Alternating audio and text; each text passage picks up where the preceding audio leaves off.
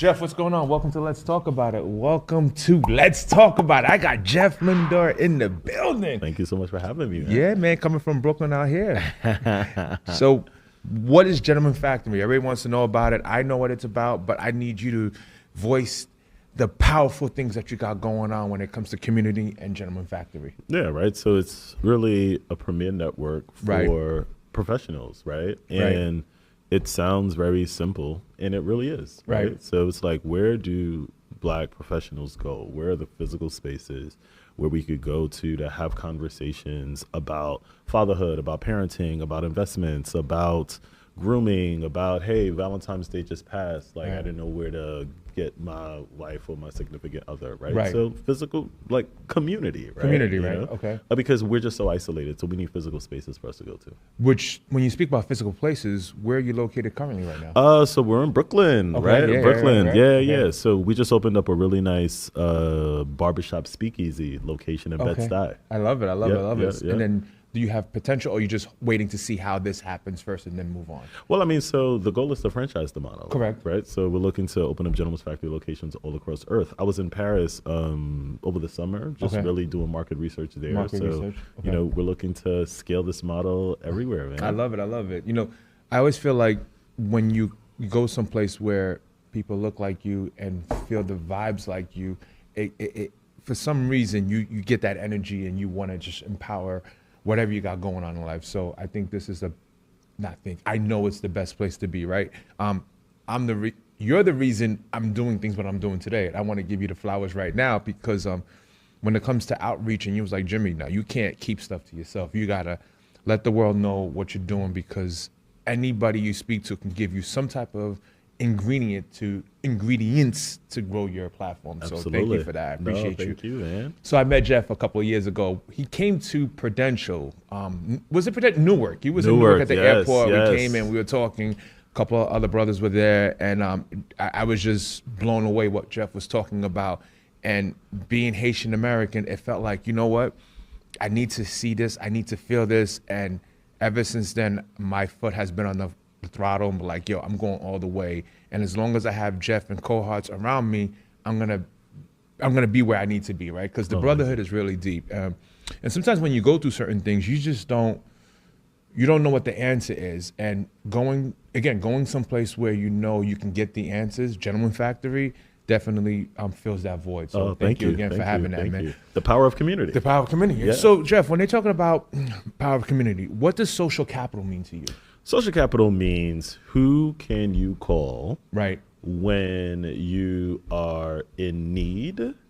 Also, who can you call, or who can call you to push their agenda forward. Okay. So I think a lot of times people are very qualified for a lot of great things, but they just don't know people. Okay, right, that's true. But then also there are people who know a lot of people but are unqualified, right? Yeah, that part, right? So you need both, right? So social capital is the ability to have a network of individuals whom you can call to propel your mission and vision forward. Okay, so fair enough.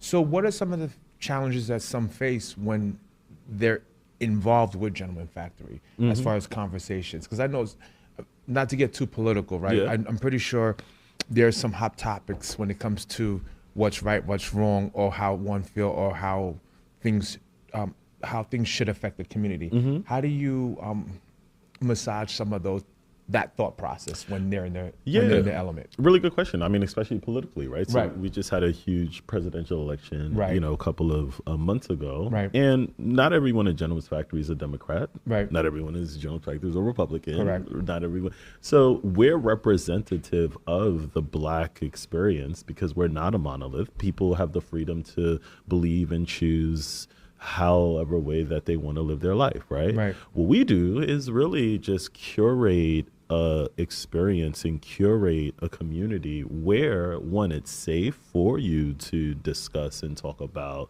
your perspective on humanity, and then also having dialogue to perhaps maybe challenge your thought process and or educate us on how you feel that way, right? So you know, and then that's really the power, right? Because with the Gentleman's Factory Network, our members span across different age groups, right? So from 80s to 70s to 60s to 50s to 40s to 30s to even some 20s. I'm still trying to figure out the 20-year-olds, right? Right. But everyone has a voice and needs to be heard. So we provide that platform and so many different events and workshops and just meetings where it's really just having people just share their ideas and perspectives. Fair enough. So when you speak of the community and everything, do you get involved with other community leaders when it comes to empowering Richmond, when it comes to Black and brown men? Absolutely, because we can't even do this by ourselves either. We're always partnering with different organizations. We partner with a lot of women-led organizations a lot as well. At our downtown Brooklyn location last year, we had a panel of experts, Black women experts, discussing women maternal health. Right. That's important. And then they were educating us, Black men, on women maternal health, right? Like on the details, the specifics, right? So postpartum, right? So all of these things, which I don't know. I mean, I have 2 children, but I didn't give birth to them. Right. You know what I'm saying? Right. And then they're teenagers now too. So it was such a long time ago, right? So, but meaning like, it's really keen on creating a platform where dialogue could be had and partnering with different experts and communities to really just put forth the agenda of our Black population. Fair enough. When you speak of Black population, one of the popular things, I want to say popular, one of the be careful, one of the things that are going on, and I feel like we need to talk more about it, is mental health. Yep. How are you having these conversations with some powerful leaders and in the community when it comes to mental health? Well, I mean, so one, it starts with myself, right? So I've been in therapy for over 7 years. I did not know that. And I've unpacked so many things, right? And it was really a beautiful experience. Interestingly enough, I actually ended my therapy sessions at the beginning of the year. Okay. Because I was like, I'm all right. You know what I'm saying? I'm like, I've been doing this for 7 years now. You know what I'm saying? I mean, and I love like the confidentiality of conversations and all, but I'm like, I have a lot of tools in my arsenal that I can use when life externalities occur, right? Okay. So I mentioned that to say that me as someone who, experienced, having a professional to help me navigate through my thoughts and unpack a whole bunch of things, I always encourage people to seek professional counsel if you feel as though you need it. Right. And there are other ways and realms to, address some of the mental discomfortness, right? That's true. Right. So now that's, going hiking, right? That's going on walks. That's, surrounding yourself with community, right? So I believe that therapy is important, and then it is one form of self-care. But then there's other things that we can do as well. And we're always, promoting that and having therapists and experts come to talk about, the different measures that one can take to address some of their mental health challenges. That's key you said that, right? Again, because sometimes I'm stubborn, right, in certain ways. And I realize like as raising my daughters and seeing what they go through, they didn't go through what I went through. Yeah. And so sometimes I got to take a step back and say, okay, you know what? Maybe they should seek help because maybe I don't know how to communicate that well. And maybe them speaking to someone can help them, propel whatever they're trying to get across. Because I can't say just cut and paste and put them in a situation not knowing that they didn't have to live through what we went through, right, growing up. So I always feel like the outcry is there. There is help. And that's one of the good things about Gentleman Factory, right? If you don't know, you ask somebody. Yep. If that person doesn't have the answer, you can ask somebody else, because that's what the community is about. It's about asking until you get the answer you want to solve the concerns that you have. Absolutely. So it's so important. So Jeff, I know I've seen certain things, I've heard certain things about entrepreneurship in Gentleman Factory, right? Yep. Now, you had something similar to Shark Tank. Can you dive into that a little bit, how that was? Yeah, so we're always, pitching ideas. Okay. We're constantly placing people in positions to articulate what is it that they're doing, because you need community in order to propel your vision forward, right? So, we're always doing panel discussions. We're always doing Shark Tank-like pitch competitions. We even partnered with Shark Tank a couple of years ago. Yeah. Where we had members actually get onto the show, right? Yeah. I remember that. I remember 2 at that, right? Yeah. Was it? Oh, okay. Okay. Right. So again, like it's about social capital, given the fact that we partnered with a major institution. Right. They came to our facility, and then they did they came to the facility. Yeah. All of that stuff. Okay, I love it, man. Gentleman's Factory is the place to be, man. I think so. I can't wait for. We need to open this up in New Jersey, because right now I think Jersey needs. We need some founding fathers. I don't mind being one of them. Yes. I'm calling it on air, right? Totally. But so again, giving one a resource to what they can do when it comes to entrepreneurship. I think that's key, right? Because one of the challenging things that we have in the community, right, is 1, getting capital, and 2, trust. Yeah. It goes hand in hand, and we have to be able to feel like there is an outlet. And this is what Gentleman Factory is about, right? Getting the community together, seeing if your idea does make sense, and if it's going to monopolize for you and others, then we'll all see the growth. Because I feel like you said, Jeff, if you win, we all win, and vice versa, right? So I love the fact that how you talk about that. So as you continue to grow Gentleman Factory, I'm in real estate. I love lending. I do lending. That's my DNA. How do you pick? You don't have to give specifics, right? Because I know a lot of realtors, right? So, a lot of lenders, a lot of good stuff. So we're not gonna out them out like that. But when you're looking for opportunities for others who need to grow their business and Gentleman Factory, do you have a team of realtors, or do you just put it out there and you see what's out there, and then you decide maybe this is the person I want to work with? How do you make those calls? Yeah, really good question. So twofold. 1, we're building a real estate division, right? I did not know that. I love it. Well, because as we scale across different, markets around the country, around the world, we're going to purchase our physical locations. We're going to purchase. So I love it. Primarily mixed use, where we'll have a Gentleman's Factory on the first floor, and then we'll own the building, and then we'll do a number of creative things on the lower level. And then every market is different, because there's some markets you could do Airbnbs, there's some markets where you can't, so that's why we're building a real estate division, to have experts that has that area of expertise. Right. And then, as we then find, and as we look to find, properties within that specific community, we would want to partner with realtors and brokers from that community, to help us get it, right? Fair enough. I mean, again, you're growing the community, and I don't want people to feel like community, we're using it loosely. I mean, you're actually talking to many. Look, we have all the resources here. We just want you to be part of it, because we know you're going to continue to grow if you're part of this community. Right. But then what I would also say too is that Gentleman's Factory is in the business of community, right?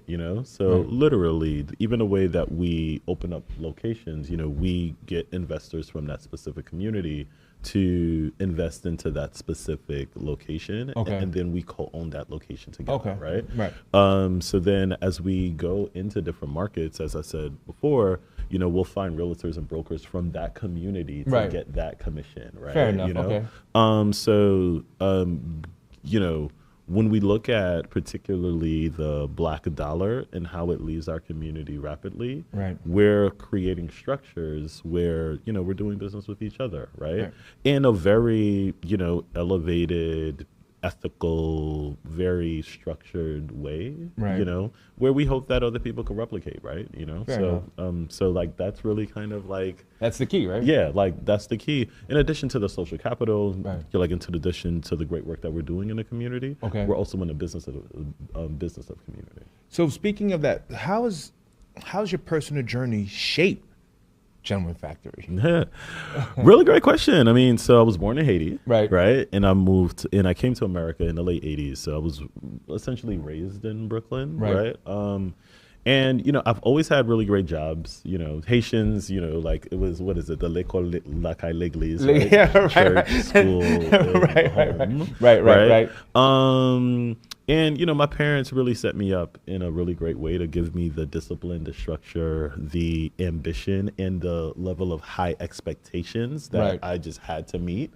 So, you know, I started out in banking after college. Well, actually, while in college While still. in college, you were in banking, you know, right? I was in banking. And then I worked in healthcare, and I worked in corporate America, and I got a master's in public policy, and then I worked in a really high-ranking role in the city of New York, right? So in all of those roles, I just did see that I was a bit isolated, right? You know, because I said, oh, like, where the brothers at? Like, where are black men who are doing really great work? Right. And then I also think I don't have like such a huge ego. Some of the people who know me that's watching this is probably gonna chuckle because they're like, nah, this dude's ego is crazy, right? But hey, listen, right? Hey, right? No, you good. Right. You're I'm humble. good. Yeah, right. You're humble. Yeah, yes.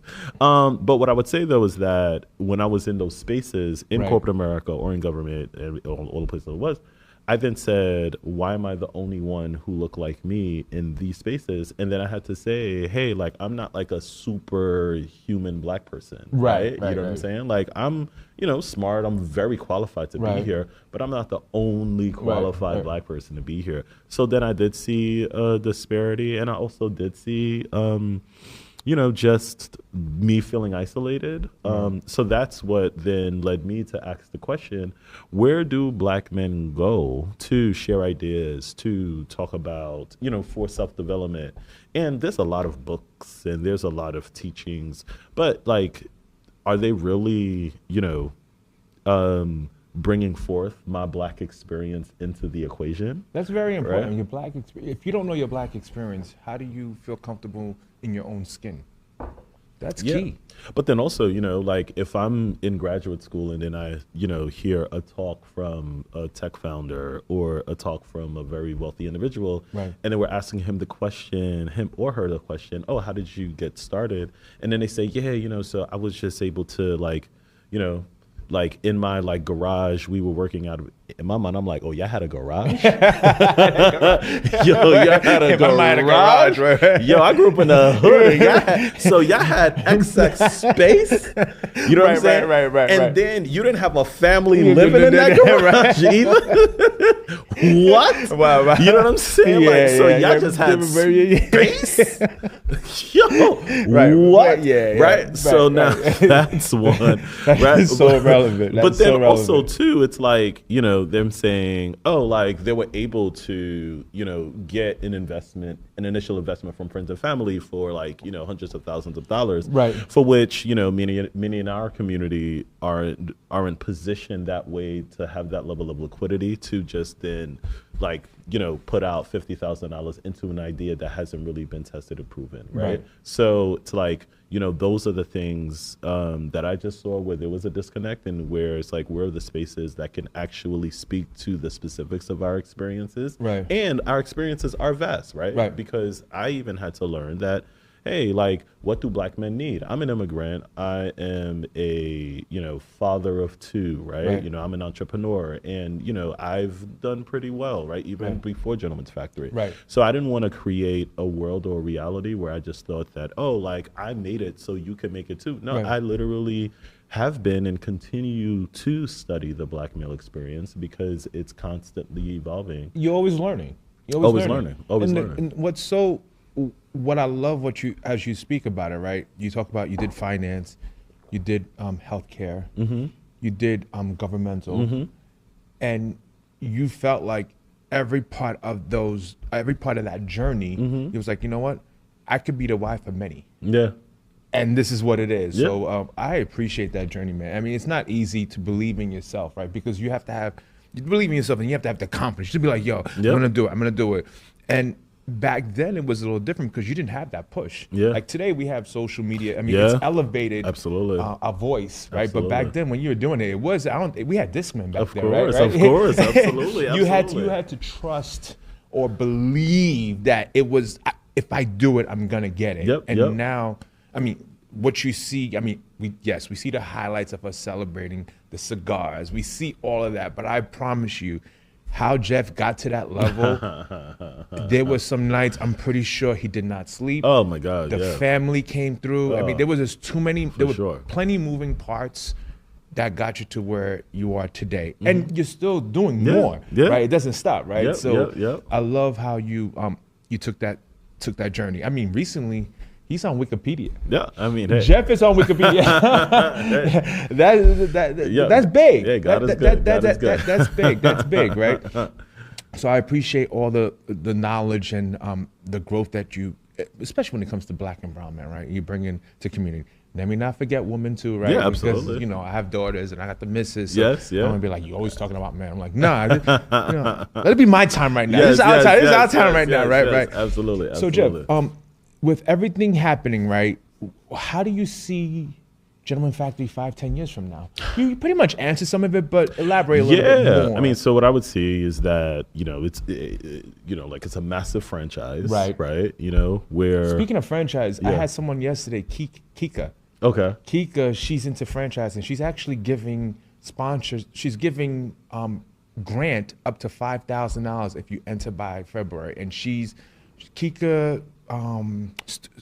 Kika's Stretch Studio. She started a studio. I did hear about her. Yeah, right. Yeah, I told her I was bringing Jeff on, and somehow you guys are connected on social platforms. Yeah. But I'm definitely want to plug that information in, because she has a wealth of power when it comes to franchising. She speaks about it.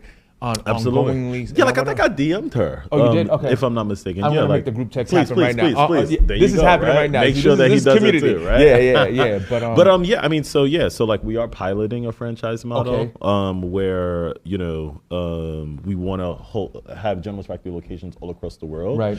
So when you ask like where are we 10 years from now, I'd say that we have, you know, hundreds of properties that we own all across Earth, right?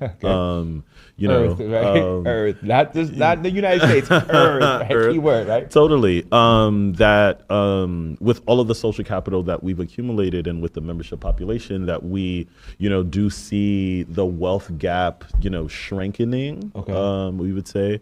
Maybe, you know, down the line we'll open up a women's division, or maybe we may invest in, you know, a women-led startup that does similar things to us, and then we become angel investors or institutional investors in that. Right. But all in all, you know, I just think that, you know, 10 years from now, I'm like setting up Gentleman's Factory to, you know, operate outside of me, right? So hopefully 10 years from now, you know, there'll be a really great CEO that's just taking it to a whole nother level. So you mean divide that torch? Yeah. Oh, no, yeah, for sure. Yeah, I mean, like, torch, right? For sure. You know, like we're hiring folks now to help with the expansion, and hopefully we find someone who could run the company, right? So that I could, you know, transition into solving other problems in the world. Fair enough. And you sit on other boards, specifically the board I like that you're on is Kingsborough Community College. Yes.